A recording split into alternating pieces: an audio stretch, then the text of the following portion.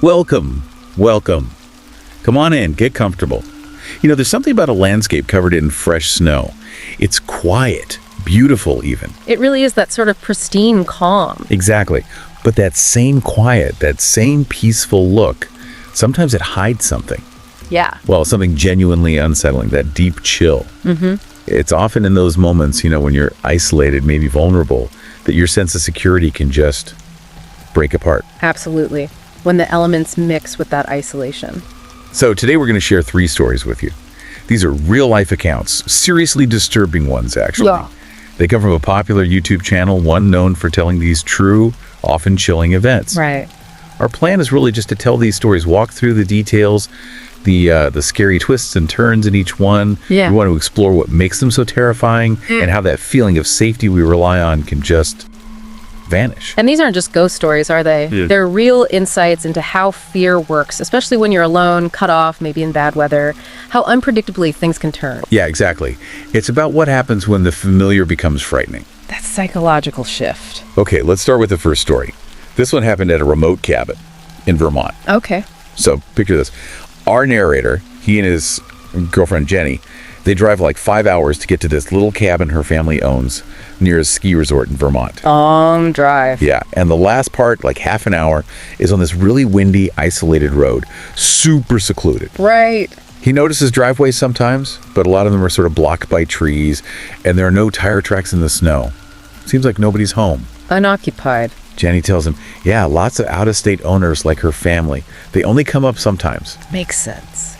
So they find this tiny opening, almost hidden, drive down this narrow trail, need 4-wheel drive, and get to this small snow-covered house. Looks really cozy. Nah. It's got heat, electricity, but, and this is key, no running water. Outhouse situation. Exactly. Yeah. They have jugs of water inside for washing up, Yeah. but otherwise you got to trek outside of the outhouse.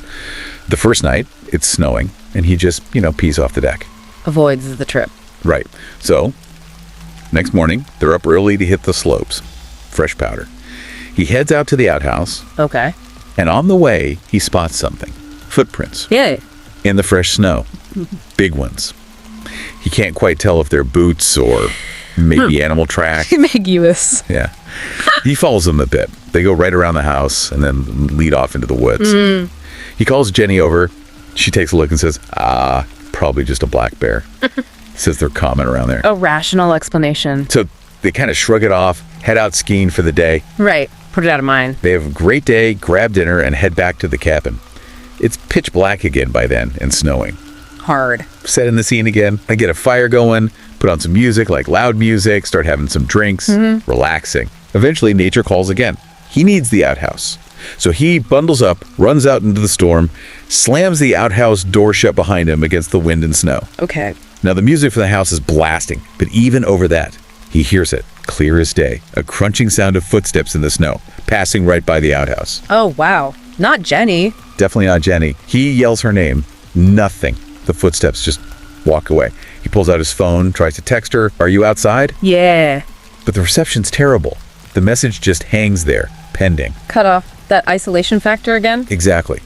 So he waits a few minutes in the outhouse, and then suddenly, the music from inside the house just cuts out. Dead stop. Silence. Total silence. Yeah. Just the sound of snowflakes hitting the ground. He steps out of the outhouse, and it's pitch black. The house lights are off. Oh, no. He turns on his phone, flashlight, and he sees a fresh set of footprints leading right up to the front door, stopping, and then going around the side of the house. Someone was just there. At the door. He rushes to the door, bangs on it, yelling Jenny's name. Panic setting in. Suddenly, the door whips open. An arm grabs him, pulls him inside. It's Jenny. She slams the door, locks it immediately. Thank God. She's whispering, terrified, tells him a man tried the doorknob right after he went outside. Just after he left. Yeah. She got scared being alone, locked the door, killed the power at the breaker, and hid in the corner of the living room. Smart move. Quick thinking. And she watched, horrified, as this guy slowly walked past the living room window, looking in. He arrived just a couple of minutes after the stranger walked past. Wow. Close call. Then Jenny remembers something. There's a hidden cellar. Under the floorboards, her dad keeps guns down there. Rifles, a shotgun. Okay, some defense. In the dark, he fumbles around, finds the handle, lifts the trapdoor, climbs down, and grabs a shotgun. They wait there, in the dark.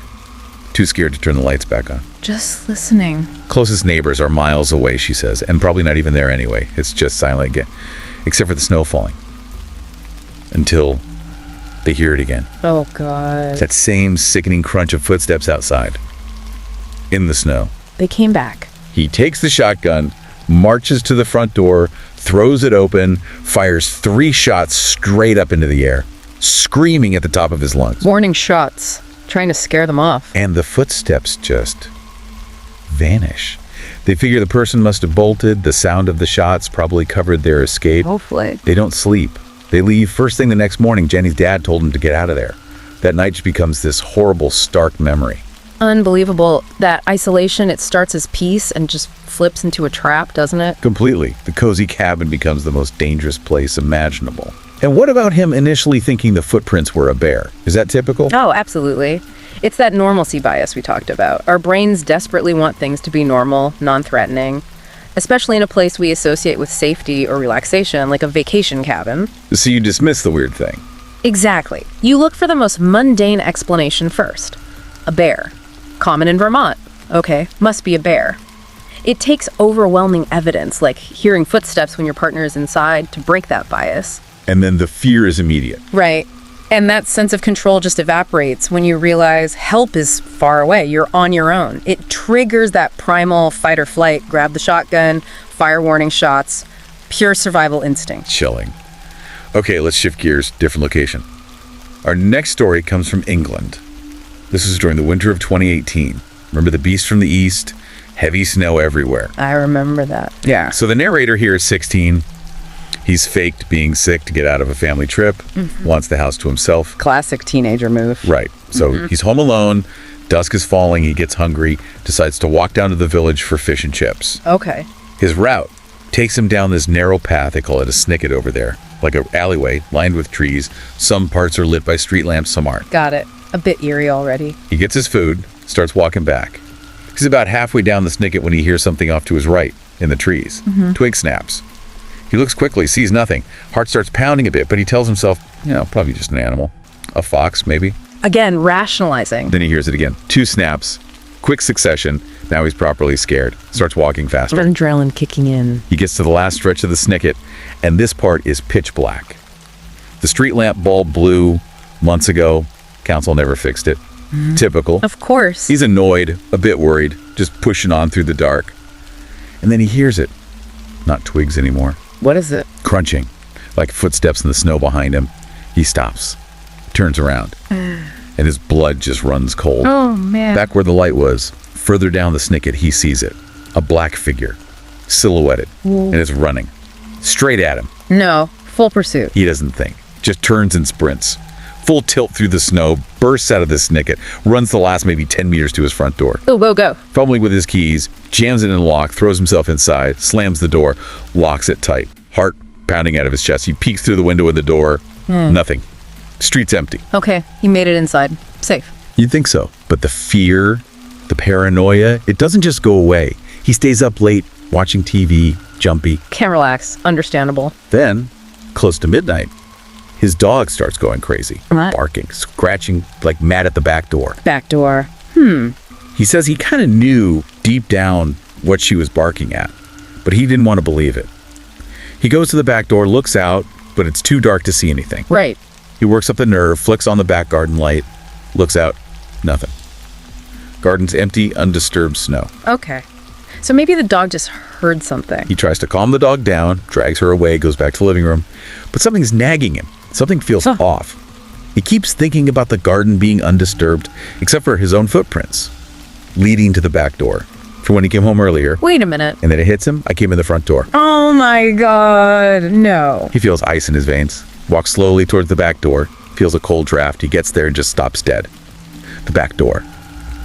It's wide open. Someone was in the house. They came in the back. While he was watching TV, as he's backing away, trying to process this, he hears it. A sound from upstairs. A light, but clear, thump. They're still inside. He doesn't wait to find out. Grabs the dog, grabs his phone, runs out the still open back door, straight to the neighbors.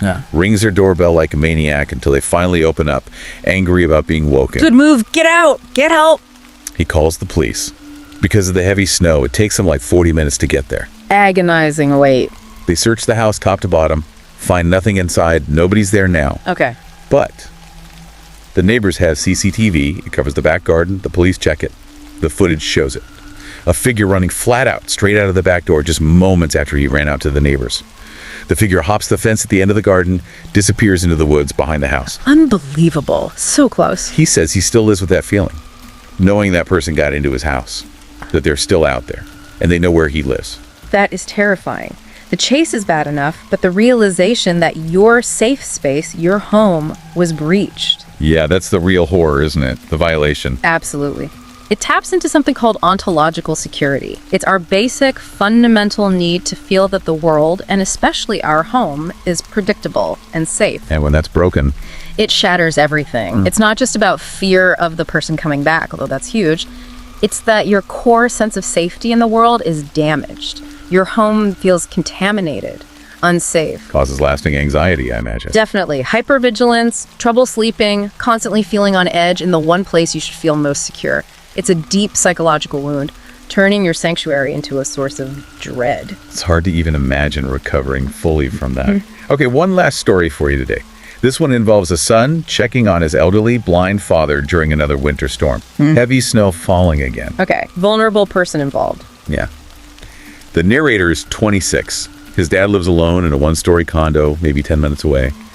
And the dad, despite being blind and living alone, has his habit. He often doesn't lock his door. Oh, that's not good.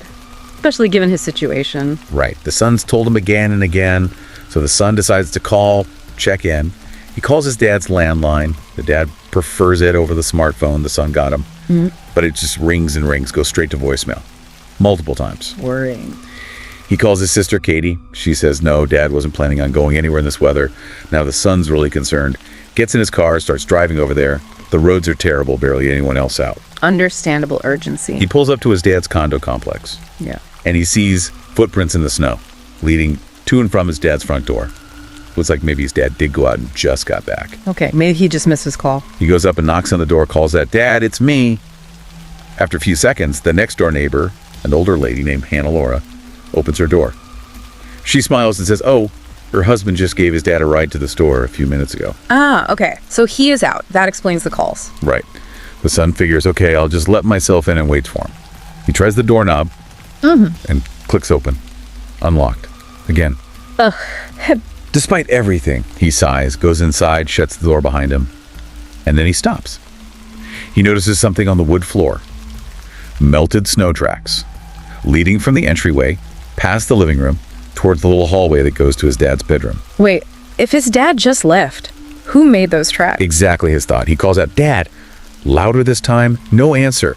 He doesn't hear the shower, nothing. Why wouldn't his dad answer if he was somehow home? It feels wrong. Something's definitely off. He takes out his cell, calls his dad's mobile phone this time, and he hears it vibrating down the hall from the bedroom. So the phone's there, but where's his dad? He walks slowly down the hall into his dad's bedroom. It's empty. Dad's not there. But the phone is right there, buzzing on the nightstand. He looks down. The melted snow tracks lead straight across the bedroom floor to the bathroom door. His dad's ensuite bathroom. And the bathroom door is closed. Which is weird. His dad, being blind, always leaves all the interior doors open so he can navigate more easily. That's a detail, a deviation from habit. A big one. And then he notices something else, even weirder. The shower curtain inside the bathroom. It's pulled shut. And his dad doesn't do that. Never. The son knows for a fact his dad always leaves the shower curtain pulled open. Oh, hell no. Someone's in there. Hiding. His heart is hammering. He knows instantly something is terribly wrong. He doesn't confront whatever's behind the curtain.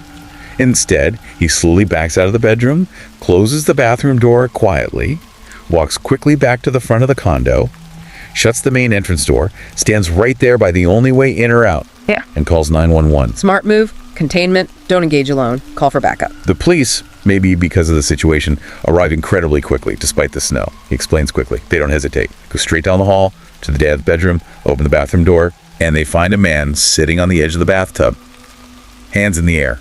The narrator said it was like the guy knew they were coming and just waited. Didn't even try to run when he heard the police. Just gave up. Caught. About 10 minutes later, The neighbor drops the dad back home from the store, walks into this scene, police everywhere. He hears the whole story. Must have been horrifying for him. Absolutely. And the intruder.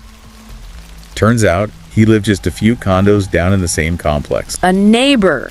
The audacity. Police figure he'd have been watching the dad, knew he was blind, knew he lived alone, probably knew about the unlocked door habit, saw his chance when the neighbor gave him a ride, slipped in, intending to rob the place. Targeting a vulnerable person in his own community, that's low. He was charged with third-degree burglary. Still in jail, according to the narrator. Good. This story, it's the buildup, isn't it? Those tiny details. Yeah, the tracks, the closed door, the shower curtain, none of them alone are definitive proof, but together. Exactly. It's that pattern recognition we talked about. The son's brain is processing these deviations from his father's known routine. Each anomaly adds weight until the conclusion is unavoidable. Danger. Especially because he knows his dad's habits so well. Precisely. That intimate knowledge makes those small signs scream danger. And the fact it was a neighbor, that adds another layer. It's not just a random crime, it's a betrayal of the implied trust within a community, exploiting proximity and vulnerability. It really makes you think. It shatters that sense of community safety. So, 3 stories, all set against that backdrop of snow, which seems so peaceful, right? But they just hammer home how fragile safety can be. Absolutely. An isolated cabin, a familiar path, even your own father's home, nowhere feels completely immune. The threat can be anywhere, from a stranger in the woods to someone living right down the street. And these experiences, they force us all to kind of reevaluate that feeling of security we take for granted, especially in our own spaces. It leaves you with that unsettling question, doesn't it? If danger can be that close, that hidden, how do you ever really feel safe? How do you protect yourself from something you just don't see coming? It's a heavy thought to end on. Really stays with you. It does. Well, if these stories grabbed you, made you think, and maybe sent a chill down your spine, and you want to hear more true accounts like these, there are more out there. Definitely. Make sure you like this, share it, and subscribe to our channel. It's called Horror Docs. That's Horror DOCX. Right. We'll be back soon to share another story with you. Thanks for listening.